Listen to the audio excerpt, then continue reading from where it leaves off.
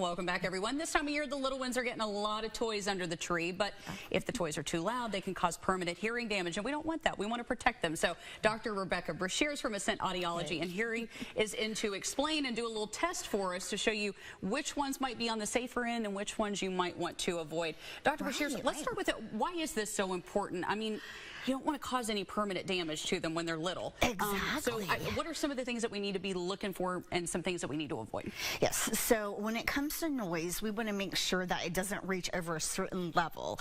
After this level, then you can potentially cause that permanent hearing loss. So this means that that hearing's not going to come back over time like it would if your child has an ear infection or is occluded with wax. Like a temporary kind of thing. Exactly. So this is permanent. So if the noise reaches 85 decibels or more, then you can cause that damage. And you know, toys are rated at a certain level, but the problem is when they measure them, they're usually out a little bit. Okay. With kids, they're going to hold them up to their ears, so maybe that 85 decibel sound is going to be 95, and you can cause damage a lot quicker. Okay, so I know you brought a little device here with you, and you've got an application on your phone. I do. That's going to help us test out a couple of these. So let's get to it. How does it work? All right. Well, if you want to hold him up, okay, so I'm going to do the testing. Okay. And we'll just see how loud he is. Okay.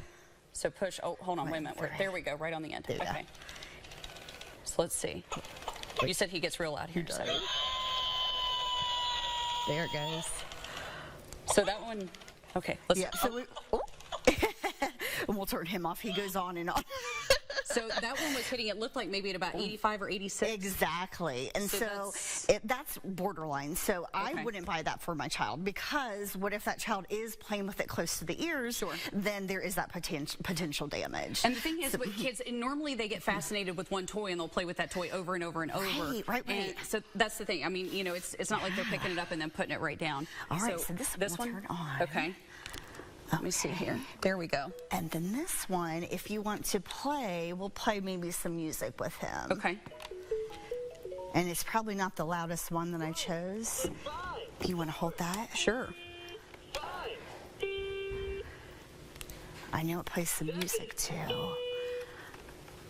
Oh, so it does spike there at like 87 or 88. Yeah. There it goes. It gets close to that. Oh, 86. There we, yeah. Okay, so that's another one. Although it may not seem loud to us just right here, it's louder than we realize. And again, if that child is holding that close to their ears, you know, we want to take that extra precaution. This one actually has a volume where you can turn it on to lower sound. Okay. And so that's helpful. You can even put some tape over the speaker to make that sound, you know, less traumatizing to the ear. Sure.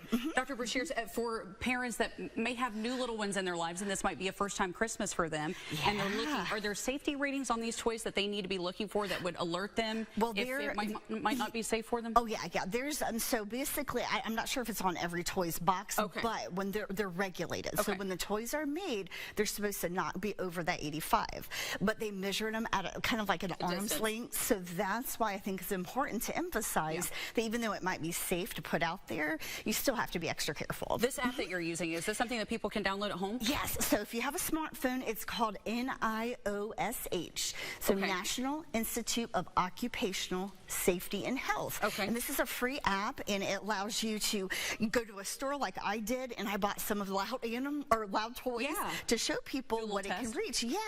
And so you can do that before you buy something for a child for Christmas, the birthday, just to be extra safe. Absolutely, because we don't want them later in life to be dealing with issues like you said, that things that might not be irreversible, you know what I mean, or might be irreversible that you can't fix. Yes.